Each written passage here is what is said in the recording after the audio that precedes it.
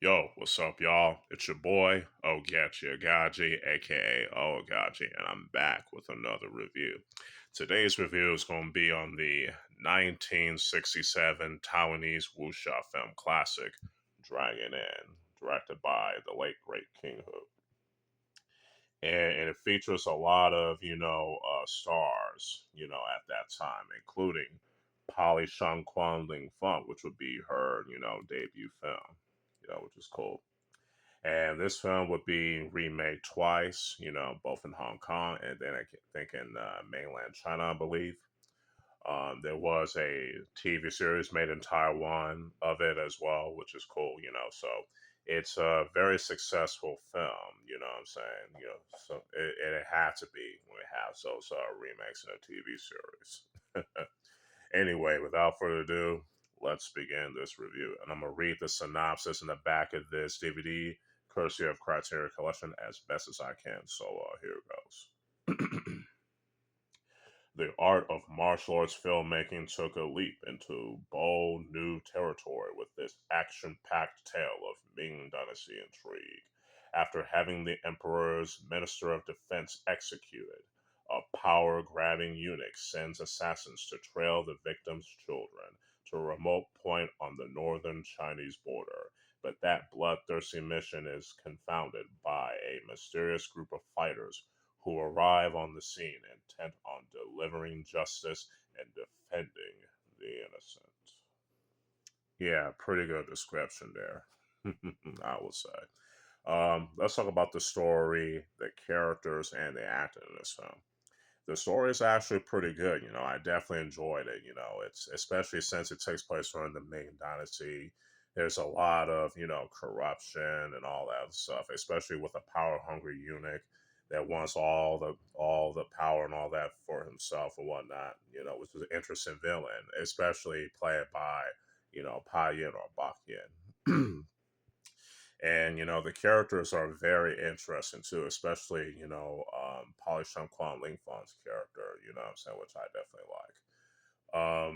Like I said, I also like the fact that the films had, especially when it comes to this action, takes place in this, inn, which is nice.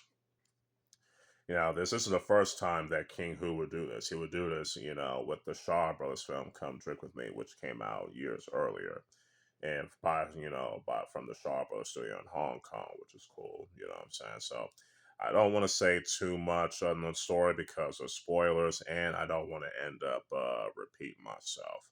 But I will say the characters are developed well at least in my opinion. At least I can't speak for everybody, but I gotta speak for myself. You know what I'm saying? So yeah, and the acting is definitely top notch. Everyone in the cast definitely did a great job in this film. I would say. Jeez, I'm getting tongue tied already. Brain farts. Hey, it happens when you do a review off the cuff, right? I really gotta work on that shit. Anyway, the story, the characters, and the acting each get a 4.5 out of 5, in my opinion. Now, let's talk about the action, cinematography, the editing, and the lighting of this film. Now, the action, it's pretty good for its time. Now, you know what I'm saying? Now, sure, it is a bit dated by today's standards, but for its time back in 1967, it was pretty good. It's pretty good for what it delivered. You know what I'm saying? Especially since the fight choreographer Hung Ying-Git, he definitely did his thing with this. You know what I'm saying? So no complaints there. The cinematography, is good as well, you know what I'm saying? Not only for the fight scenes, but for the entire film as a whole, you know what I'm saying? And especially since, we have, the fight taking place in the end and all the dialogue, being filmed in this, particular end, by the border and all that, which is cool. And the editing is not too bad either. No complaints there. And I think the lion's not too bad either. No complaints on that either. So the action gets like a 3.5 out of 5. You know what I'm saying? Cinematography gets a 4.5 out of 5, and the editing gets a 4.5 out of 5, and the lighting gets like a 3.5 out of 5. You know what I'm saying? So Now, let's talk about the music in this film. The music is pretty good, you know what I'm saying? It was composed very well. I don't know who, I forgot who composed the music in this film, but whoever did, they did a great job in composing it. It feels like traditional Chinese music. And it sounds like you're watching, a Chinese opera on film, which I like. This is something very similar to what King Hu did in Come Drink with Me, and the things that he would do later on in his career as a director of these wuxia films. You know what I'm saying, which is nice. So the music definitely gets a 5 out of 5. Overall, Dragon Inn is a pretty good Taiwanese wuxia film. You know what I'm saying? I do recommend it for those who are interested in looking back at the history of martial arts films in both Hong Kong and in Taiwan, especially in the 1960s. You know what I'm saying? So this film will get a 4 out of 5, or it's between a 3.5 out of 5 and a 4 out of 5.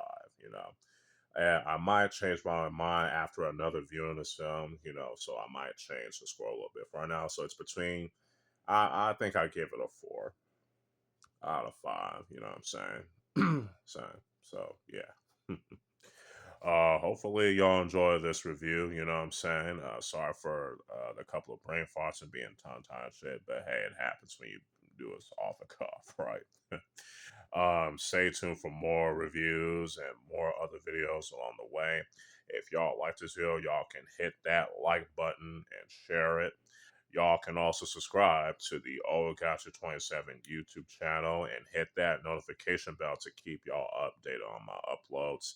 And y'all can also follow me on my other social media accounts. I mean, y'all know what time it is, right? So, with all that being said, this is your boy, Ogechi Aghaji, aka Oaghaji, aka the Pervy Sensei, signing out.